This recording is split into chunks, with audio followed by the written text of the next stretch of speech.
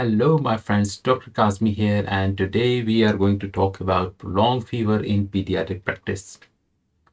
Tell me, how many of you have come across a situation where worried parents bring their kids and they say that their children or their child has been suffering from a fever for the last couple of days or maybe even weeks? And they are quite worried because the usual history would be that he's having fever on and off for the last couple of days, and they have been to their doctor, was diagnosed as having a febrile illness and was given the reassurance that it would go away. So they started with paracetamol or ibuprofen. He was fine for a day or two, then again the fever came back, and then he has been doing poorly lately. The fever comes and goes. Sometimes it responds to antipyretics, sometimes it doesn't. Or sometimes the history might be that he's having fever, which occurs every evening, and he's not eating well, and sometimes he's not even drinking well. And they have tried everything. They even had a course of antibiotics, and still the fever comes and goes. So they are in a fix, and they don't know what to do with the child. So this is quite a common scenario. And I think the answer to this thing, as I asked you, how many of you might have, come across this situation? I think the answer would be that almost all of you, or at least many of you, would have come across these types of scenario in their practice. So in today's video, we are going to focus on this so-called prolonged fever in pediatric practice. And this usually means when the documented or the reported febrile illness has been going on for more than 5 6 days. Different, textbook, different sources take off different time cutout levels for this definition. But for the sake of simplicity, just remember that most of the viral illnesses, they should go away within 7 days. So any febrile illness that stays for more than 7 days would be classified as a prolonged fever. Now, this prolonged fever, obviously, if you have take a very good history and you do a very meticulous clinical examination, you might come across diagnostic clues, signs which would guide you towards the diagnosis, and maybe with a little bit of workup, you might reach the final diagnosis, and then you can treat it. But many times, with these illnesses, usually on the examination, from practical point of view, the clinical signs are minimal. I mean, at best, you might see that the child has got a little bit of conjunctival redness, or he might have a little bit of mild pharyngeal inflammation, or might be a little bit of rash here and there. But apart from that, you'd see that, okay, well, fine, the chest is clear to auscultation. There's nothing in the abdomen, is soft, no masses, joint seems fine, and the child is otherwise mobile and seems well. So we call it as an undifferentiated fever. So an undifferentiated fever means like a prolonged fever which has not been attributed to a particular reason, a particular etiology.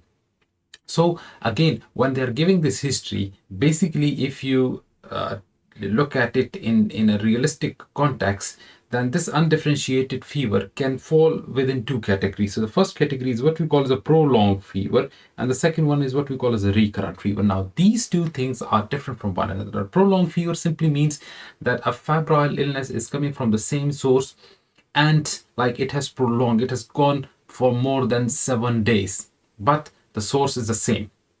While the recurrent fever means that the febrile illness is basically coming either from the same source, but in between the child is fine. In between the pathological processes, they come to a halt and then somehow they restart. So recurrent process could be either the same pathological process or a different pathological process, but then there are periods in between where the child is absolutely fine. So there is no fever in between, but then it comes. While a prolonged fever is that the same source, so it is either intermittent or remittent, but it is continuous in a sense that it is coming from the same source, and it's carrying on along its timeline. So let's take the first one, which is a prolonged fever. And prolonged fever, how would you know? A very good history. Like if, let's say, you ask the parents or the carer of the child that, okay, fine, you say that this child is having fever for the last, let's say, 10 days.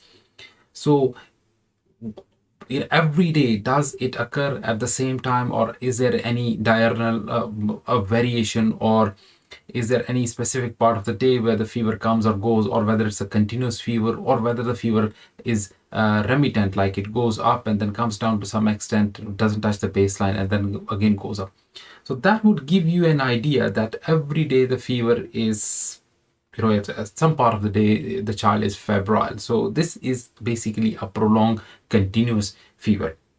While if they say, well, he had fever for 2-3 days, ups and down, no matter how high or low the fever was, but then he was fine for a few days, symptomatology came to a halt, and then again he started, like it could be a 1 day gap, a 2 day gap, or 3 day gap, but then again it starts happening. So that is basically what we call as a recurrent fever. So if they say like it's a continuous one, then it's a prolonged fever. Now the prolonged fever again is further subdivided into three categories, irrespective of whatever is the reason. So the first one here is what we call as a not fever of unknown origin.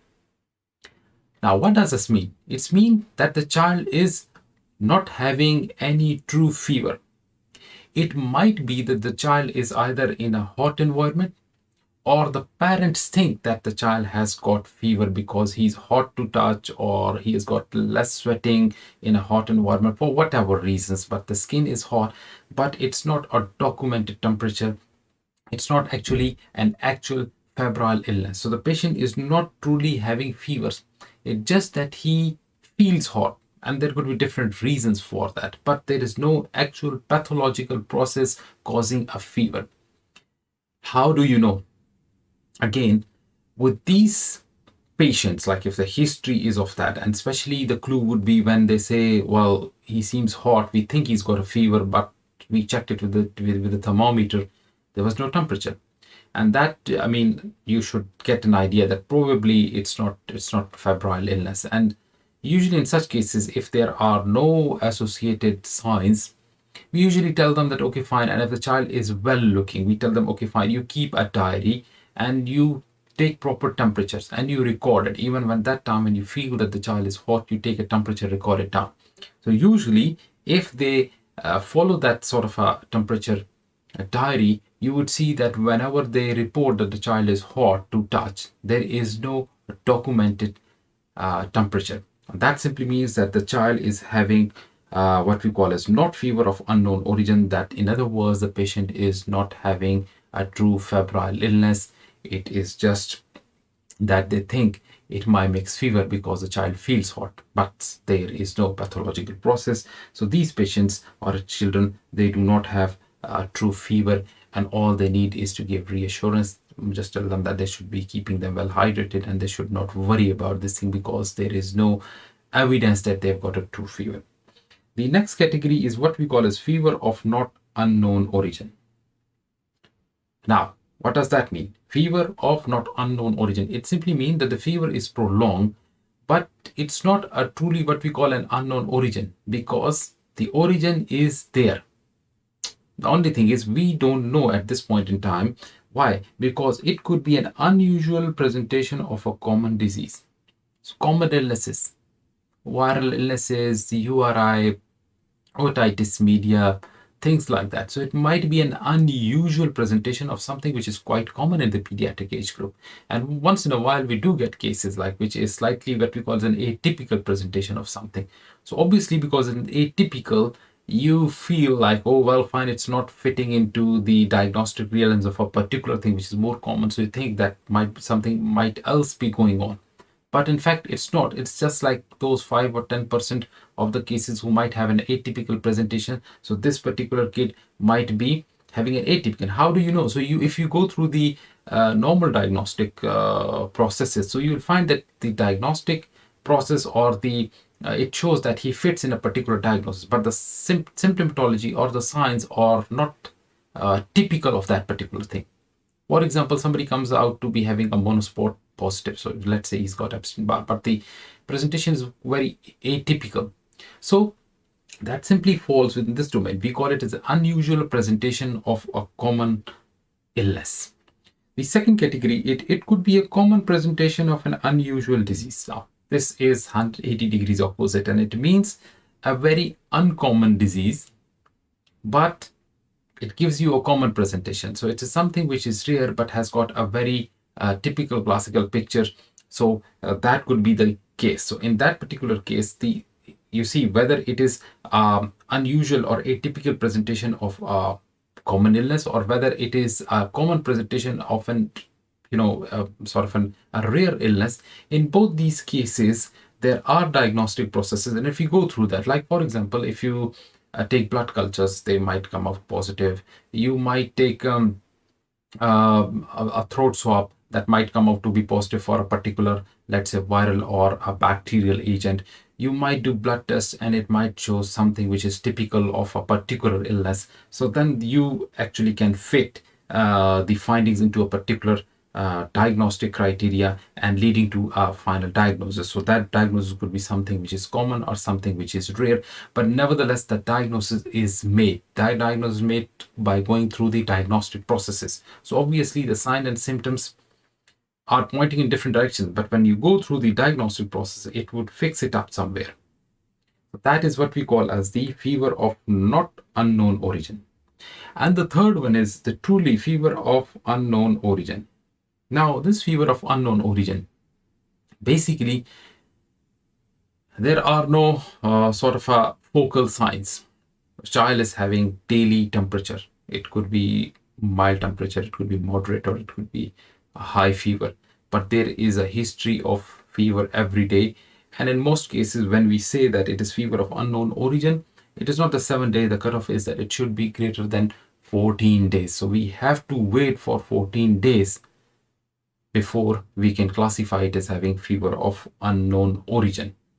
And again, if it's a fever of unknown origin, which means it is fever, but on your examination, you did not find any diagnostic clues, you did not find any focal signs, then how do you know? Well, there are different diseases which can present in this way, and we divide them into different categories. So again, there are 5 categories.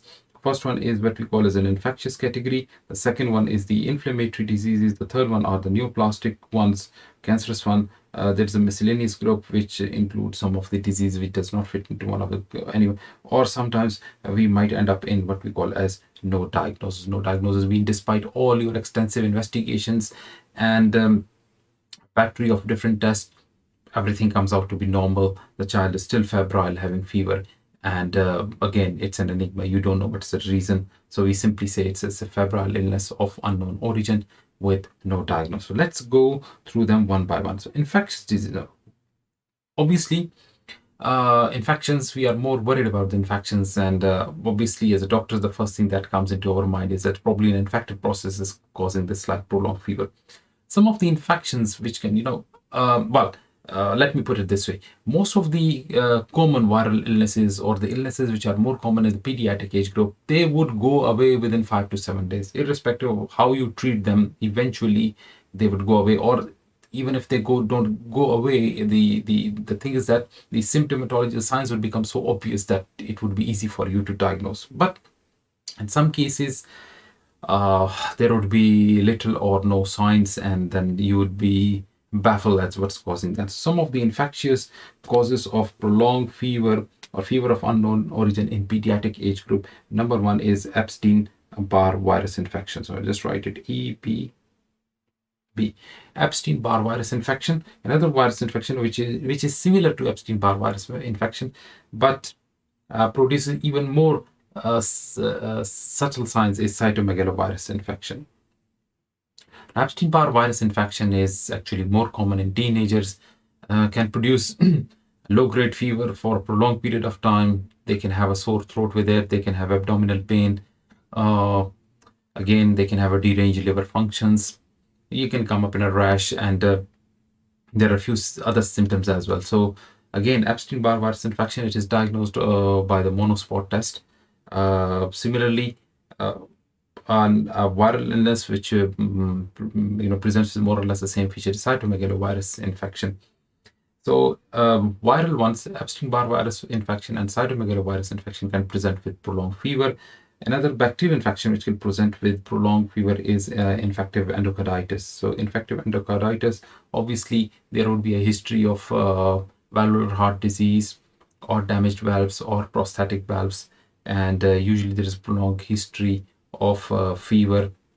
But obviously, congenital heart disease or history of mechanical valves, things like that, they should alert you towards this fact that this child might be having infective endocarditis. Usually they present with a changing murmur, but nevertheless, sometimes the murmur may not be that obvious, or some of the doctors may not be that much competent to pick it up. But anyhow, that presents with prolonged fever.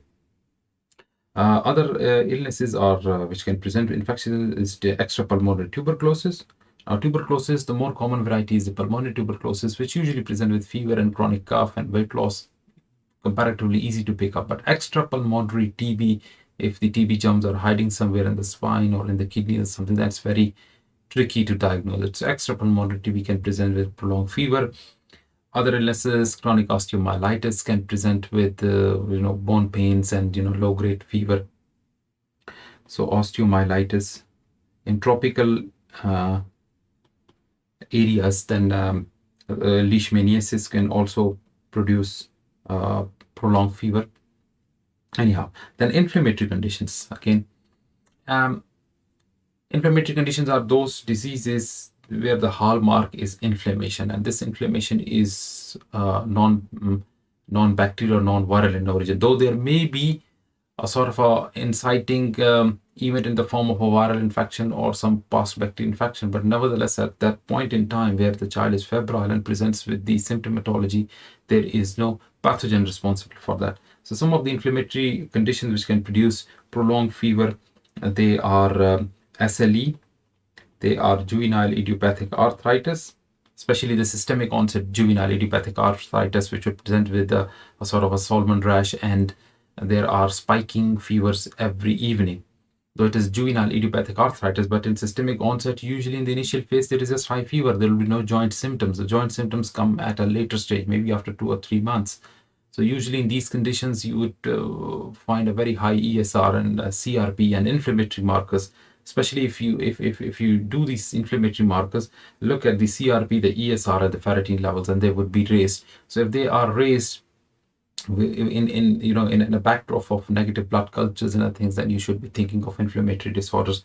So SLE, JIA, other inflammatory conditions which can cause as a different type of vasculitis. So vasculitis means inflammation of the blood vessels, and different types of disease can cause vasculitis. Inflammatory bowel disease, Crohn's, especially in kids, inflammatory bowel disease that can also cause prolonged fever. Obviously, they would present with on and off abdominal pain, sometimes bloody diarrhea. But again, typical, sometimes the presentation might be very typical. So a child might be presenting just with fever without any, symptom, or maybe a little bit of abdominal pain, non-specific abdominal pain. But eventually you might see that they turn out to be having inflammatory bowel disease. So another one thing which you should not miss is Kawasaki disease, because this is one of the inflammatory disorders which has got the most deadly complications, that is coronary artery aneurysms. Kawasaki disease has got a criteria, and we keep the threshold a bit lower because of the incidence of coronary artery aneurysm. So a child who's got more fever for more than 5 days, has got cervical adenopathy, has got a strawberry tongue, has got what we call as non-purulent conjunctivitis, so red eyes but no discharge. He's got a polymorphous rash, or he has got like swelling of the digits or of the toes, or that 4 out of 5 criteria, then that child fits the clinical criteria of Kawasaki disease. And Kawasaki disease has to be investigated, has to be treated with intravenous immunoglobulin, especially in the first 10 days, in order to decrease the incidence of coronary artery aneurysms. And at the same time, we give them high dose aspirin for 24 to 48 hours, which can be then tapered down to low dose aspirin. But it's very important that Kawasaki disease, where you're suspecting that, you should do a workup to see. Usually in this case, the CRP is raised. There might be a little bit derangement of the liver function test. At the same time, the platelet count is usually very high. So after 4 or 5th day, the platelet count that usually shoots up. So a child who's got a fever for prolonged, like let's say 5-7 days, and he's got a bit of swelling of the digit, or has got a strawberry tongue, or has some. Remember, there could be like what we call as an incomplete Kawasaki as well. So not everybody would have that 4 out of 5 criteria. The younger the kids are, you might find that the child is presenting with fever and tachycardia, and the tachycardia is out of proportion of the fever. And while in that case, you do bloods and you will see that the platelet count is high and the CRP is like elevated a bit, like mildly deranged. So in that case, it's important all these kids who you suspect have Kawasaki disease and they fit the clinical criteria, they must have an echocardiogram within 24 hours to rule out coronary aneurysm, and they must have intravenous immunoglobulin, because otherwise 25% of the cases they would go on to have coronary artery aneurysms. And remember, coronary artery aneurysm, once they form, I mean, it's a ticking time bomb. Anytime it explodes, so like, that can be fatal. So Kawasaki disease, the crux here is not to miss Kawasaki disease. And for some reasons, its incidence is slowly and gradually increasing. I mean, over the last 4 or 5 years, I have seen in my practice, and though I haven't done a research on this thing, but my own personal experience with this thing is that, like, with every passing year, the incidence is becoming more and more common.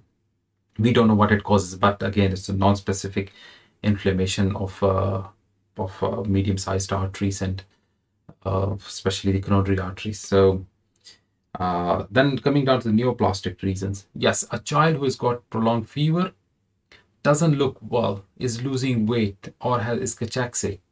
That child, you just must suspect something cancerous going on. And usually in pediatric age group, though, any type of cancer can present with prolonged fever, but the most common ones are leukemias and lymphomas. So in child age, leukemias and lymphomas are the most common, and there are other ones as well, like Wilms tumor, nephroblastoma, neuroblastoma, meningiomas, etc. But like by and large, leukemias and lymphomas are the most common. What you need to do is simple blood test would show you for leukemias and lymphomas, like you might see a high white blood cell count, or in the film they might pick up like atypical lymphocytes, abnormal lymphocytes, and in that case, after that, then you might have to go with other diagnostic modalities like to flow cytometry, or looking at the cytogenetics, or doing bone marrow, depending on which type of leukemia are you suspecting. So leukemias, lymphomas, sarcomas, remember, any type of cancer can cause prolonged fever greater than 14 days, again without any clinical sign. Miscellaneous, well, there are different, I don't want to go into details of that. One thing that I would, drug fever, some kids are on antibiotics and they have been prescribed antibiotics simply because of the thing that they think that is a prolonged chronic infection going on. So antibiotics for a prolonged period of time, and that in itself can cause certain changes in the body, and they make the child febrile.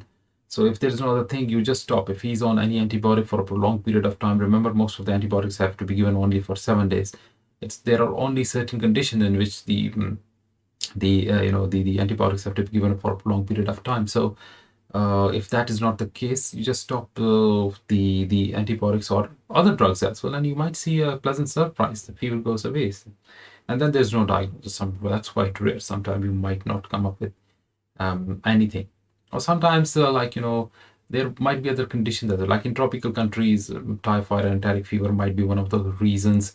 Then sometimes a deep pelvic abscess, intra-abdominal abscesses, where it's not readily, well, somebody might be having swinging pyrexia with it. But otherwise, because it's deeply hidden inside the abdominal cavity, it doesn't produce much symptom except like spiking fevers. In that particular case, you might have to do like dig a bit deep into doing ultrasound, the CT scan of the of the abdomen to see if there's any hidden abscess somewhere. Then coming to recurrent fevers. Now, recurrent fevers, this is interesting because these kids, they usually are getting back-to-back infection. And again, this is more common in practice. Some kids, and especially I've seen here now, after the lockdown has finished, and obviously kids, especially those kids who were born during this COVID pandemic, because they didn't come across with other kids, so they were not exposed to the different types of pathogens that normally kids are exposed to. So all of a sudden, lockdown has been lifted and kids start getting all these types of back-to-back viral infections. So URI, sore throat, this, that. So sometimes it might be because the child has not been exposed, the immune system has not been challenged, and all of a sudden now they are exposed to these things, so they're getting back-to-back infections. They are exposed to one type of virus, an upper URI, gets fine within 4 or 5 days. After 2 3 days, goes back to the nursery, mixes up with other kids, picks up another virus. Okay, fine. So it produces the same symptomatology, but obviously because the immune system has not been challenged by that, so it produces the same symptoms again. So you say, what's going on? Okay, many parents say, oh, well, we went to the doctor, they gave antibiotics, but it came back. He was fine for 2 3 days. When they say that he was fine for 2 3 days in between and it came back, same symptomatology, or he had a cough, now the cough has increased. Simply no, it's an intermittent fever. He falls in that category of intermittent fever. And here, one of the most common is sequential self-limited illnesses, which we call as back-to-back infection. And for practical reasons, this is one of the most common cause of prolonged fever in pediatric practice. A little bit of like digging into history. If somebody said, well, it started 10 days back, had a fever, a little bit of cough, a runny nose, went to the GP or to the family physician, was given this treatment, was fine for 2 to 3 days, again it came back. Now the cough is more. Then he was fine for 2 days, again it came back. He went to school, was sent back.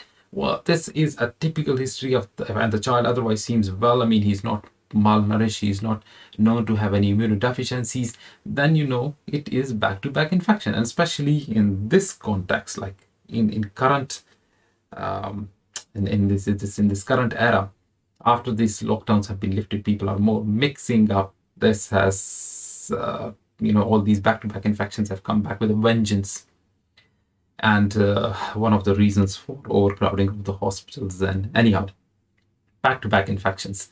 So back-to-back infections, again, you can't do anything about it. Like let the immune system do its job. So obviously it's the same treatment. Okay, well, if they come down to the fever, just make sure they don't have any red flags, and just it will go away till they get another one. And usually my own practice methodologies that I usually give them reassurance, and I tell them, listen, even if it's getting back to back, as long as he is well, he doesn't look very unwell, and he's coping, you just carry on with paracetamol and maybe plus minus ibuprofen, give him a good diet, encourage him to have fluids, and let the immune system do its job. And I also tell them to what to look for. So red flags, like somebody comes up with difficulty in breathing, or becomes very unwell with color changes or collapses, or has got altered mental status. We just tell them, you just tell the parents what to look for in any illness, irrespective of whether it's caused by virus, bacteria, inflammation, something. Red flags are something that they need to look for. So red flags, if they are there even with a trivial infection, then you have to do a work. But otherwise, I mean, self-limited illness back to back would go away with so the immune system would do its job. It's just a matter of time. Some of the auto-inflammatory disorders have got exacerbation and remissions. So some, types of GIA, SLE, vagus granulomatosis, Church-Strauss syndrome, autoinflammatory conditions that like they can give you intermittent fever. So you have got fever for a few days, you get better either with treatment or without treatment, and then it comes back. So there is a sort of a wave, exacerbation, remissions. You have done your workup, you don't find any sort of pathogen responsible for that. So these are usually autoinflammatory conditions giving you inflammation. So remember, inflammatory conditions can either give you a continuous illness in the form of prolonged fever of unknown origin, or they can give you intermittent fever. The next category is what we call as periodic fevers. So periodic fevers are those fevers which come at regular intervals. So they might have a history of having a high-grade fever or doing poorly every 2, 3, 4 months, like that. And that might be associated with characteristic features, but then it is occurring at a particular time period. So one is a cyclic neutropenia. So cyclic neutropenia is where for some reason the white blood cell count goes down at regular intervals. When it goes down, they pick up different types of infections, have to be given antibiotics. They get better as the immune system kicks in and the white blood cell count becomes normal. They're fine. The other is what we call as the FAPA, which stands for periodic fever, epithestomatous, pharyngitis, and adenitis. So this is a syndrome in which the children get pharyngitis, they get adenitis, they get epithestomatous, and they get it every now and then. No pathogen responsible, blood cultures are usually negative, and it occurs every now and then. So again, these are based on the pattern recognition. So if you know the past history of the same things going on and on, so you can know that something cyclical, something periodic is going on, and a little bit of like more digging into that, looking at the clinical features, can you can make a diagnosis of what's going on. So this is how we we classify prolonged fever. Now let me give you some practical tips. I'm gonna, like, somebody who comes with history of prolonged fever, as I told you in the very beginning, the scenario. So the first important thing is that you sit with them. You say, okay, let's start from the very beginning. Try to find it out on the basis of history, whether it's a prolonged fever or whether it's a recurrent fever. So that would just give you an idea which pathway are you following. Now, once you say if you think it's prolonged one, then obviously you do your examination and things. So see if you find something. See if you've got a documented temperature. So if they say, well, they have checked it on the thermometer and, well, it was fever, or your triage record shows fever, then obviously you know that it's a febrile illness and you need to see where does it fit. But obviously if there's no, the child feels fine, the child has got no documented temperature, even at that point in time he's fine, but they feel he's hot, then obviously in that particular case you tell them that, okay, fine, you keep a diary, okay, because that you need to see the trends. And again, on basis of that, you will know whether it is a patient is truly having a febrile illness or not. Then again, the important thing that would guide you, in towards the diagnostic processes are your clinical signs. So if the clinical signs are such that it fits like one of the domains, like somebody who's got a sore throat, a teenager with a sore throat, and it's not responding to antibiotics, and he feels very tired and feels rubbish, has got some abdominal pain as well, or has got a bit of lymphadenopathy as well, feels having swollen lymph nodes, or has got a bit of rash, then you think, oh well, fine, might be an Epstein-Barr virus infection.